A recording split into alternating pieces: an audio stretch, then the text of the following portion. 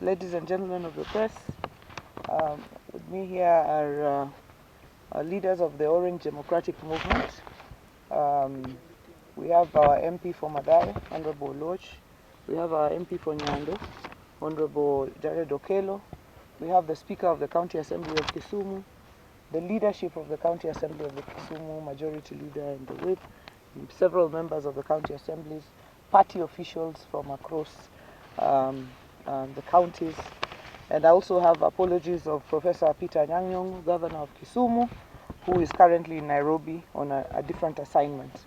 And we'd like to make a statement on yesterday's very callous remarks by Governor of Nyeri, Mutahi Kahiga. We are still in very, very deep mourning of our leader, Right Honorable Raila Odinga, and we have been forced out of mourning to come and address this matter.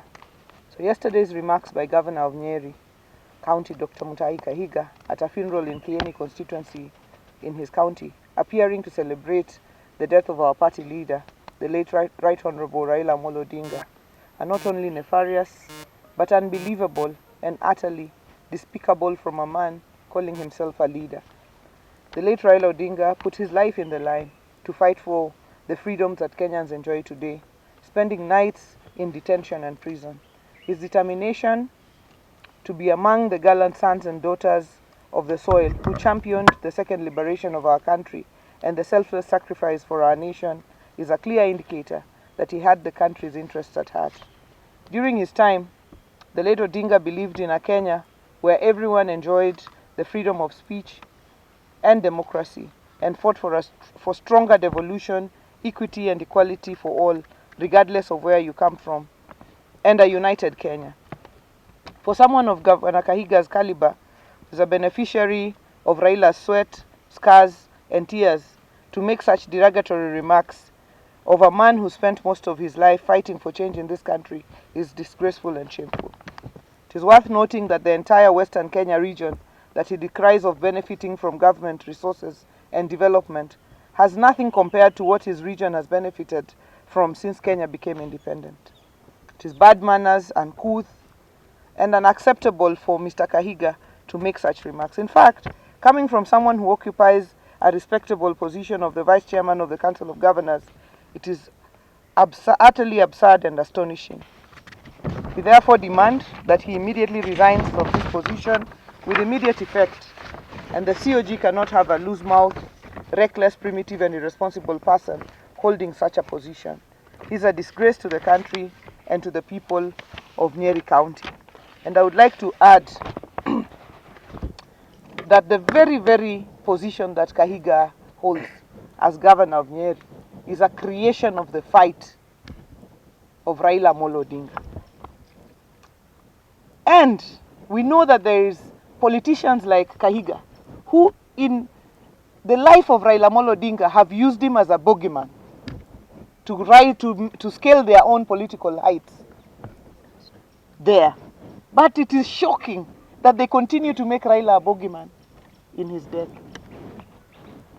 And what I know is that Kahiga does not speak for himself. Kahiga is the spokesperson of Rigathi Gachagua. Rigathi Gachagua mocked Raila's illness and asked whether he was a virus and whether Kalonzo was a bacteria. To date, Rigathi Gachagua is yet to mourn Raila Odinga. Raila Odinga, who braved political tensions to go and mourn his brother, the late Nderitu Gachagua. And therefore, we note now that anyone who associates with Gachagua and his ilk, like Kahiga, cannot be our friend. The line is drawn. Any person who associates with Gachagua, Kahiga, they cannot be our friends. Whether they are in our party or outside our party. Kahiga has drawn the line. To mock, he has crossed the Rubicon. We have crossed that line now. To mock Raila Odinga in his death, to mock him in his life, we could respond. But to mock him in his death, any person who associates with Gachagua, with Kahiga, with that lot, can never ever be our friend, because the principle is the enemy, the friend of your enemy is your enemy.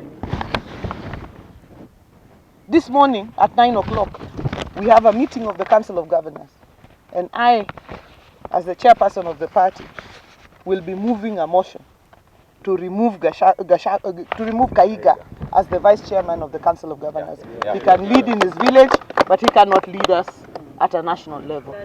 I want to ask my colleagues, Anthony and Jared, and the leadership of the Assembly, if they have something to add. Gentlemen, we are shocked beyond words by the reckless statements as advanced by Kahiga. We all know that he revels in death because he's a beneficiary of death. Without the death of Dr. Gakuru, Kahiga would be nobody and would be nothing. So anything touching on death, he seems to take great pleasure out of. But as a community, we just want to remind him, because his memory is so short, that we have been out of government since time immemorial, but we've always been here. The only government that has given us full recognition is this of President William Samoei Ruto. And as my chair has ably said, the line has been drawn. We will not seek any friendship with Gachagua and his surrogates, because again, we are privy to a meeting that was held yesterday between Gachagua, Kahiga, and some of their ilk that came up with the deliberations to have that statement made as it was. As a community, we have absolutely no problem with our Kikuyu brothers and sisters. We marry them, we work with them, we associate with them. We've got friends all across the Mount Kenya region. But Kahiga and Gachagua, as we go into our next elections, Baba put us into this government, and we have to make that very clear. And this government, we shall stay. Anybody harboring any ambition of approaching us, time is long gone. We are not ready for any further association, any further negotiation, but with this government. Thank you. Very much. I also want to join my friends in condemning the words of Governor Kahiga as primitive and uncalled for. You will recall that Gachagua, and I agree with our governor here when he says that the owner of this dog, and permit me for using that word, is Rigathi Gachagua himself. So we must place this filth at the doorsteps of Honorable Rigathi Gachagua. You will recall that Honorable Rigathi Gachagua, during the time that he was deputy president, made it his sole purpose to pursue Raila Odinga, saying that he would encircle State House and make sure that Raila does not step into State House. He has continued to pursue Raila in his death. This we will not accept. We will not accept this because Governor Rigathi Gachagua himself was a beneficiary. The Constitution 2010, in which he stepped in as deputy president, was as a result of the sweat and blood of Raila Amolo Odinga. Same to the governor of Nyeri County. So we are saying here today that the president and the people of Nyanza should be proud. They should not be made to feel ashamed for any affirmative action that is extended to the people of any region. The people of a particular region who have benefited over the years as a result of skewed application of resources should allow the Constitution, which is under Article 10, to benefit and to be equalized. These are principles, foundational principles under the Constitution. They talk about the question of equity, they talk about the question of equalization and affirmative action. So whatever it is that the people of this region and the people of any other region benefit from as a result of trying to be equalized is not something that people should be ashamed of. And to use this to try to mock a person who has suffered for this country at a time that he has died is extreme. We condemn it in the strongest possible terms. Completely with the remarks that were made. I want to condemn in the strongest terms possible the reckless statement by Governor Kahiga. And I want to say that not even the words alone, but the people who are supporting Kahiga and his team, clapping and cheering on his statements, that is very reckless. I want to say that I want to associate this one to somebody who talked about a farmer who died, and the baboons and the monkeys were clapping and cheering that finally the person who had been chasing us away from the farm is dead. Please, watch your statements. Very soon you will understand that the same farmer that you are cheering that is dead is the person who prepared or planted the crops that you are going to benefit from. Kahiga, you are a beneficiary of devolution. And not a single Kenyan do not understand that the pioneer of devolution is Raila Odinga. So you should be the last person to be happy or to cheer when we have lost Raila Amolo Odinga, who is the father of devolution. I call upon our friends in Mount Kenya, please, desist from associating yourselves with the likes of Gachagua and the likes of Kahiga. You are going to be misled. You are going to be misled, and I want to stand with our chairperson that we call upon the Council of Governors that please support that motion. Support that motion. We do not want Kahiga to be the deputy vice chair of the Council of Governors. You cannot be misleading the country and still you purport to be leading us in the Council of Governors.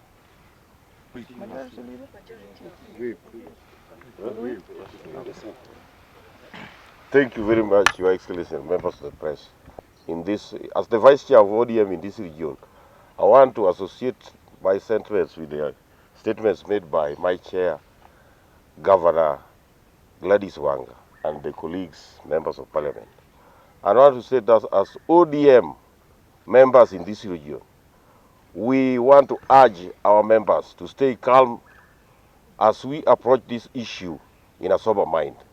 We heard yesterday that Gachagua and his team were supposed to pay homage to the home of Raila Odinga.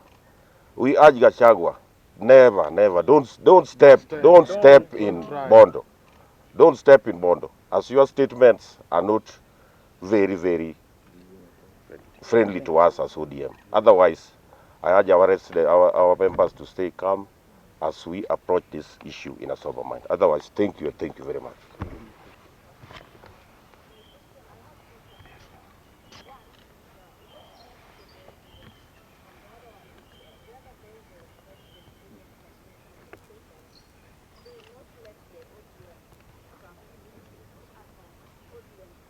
Discussion today. Thank you very much. Thanks. Thank you.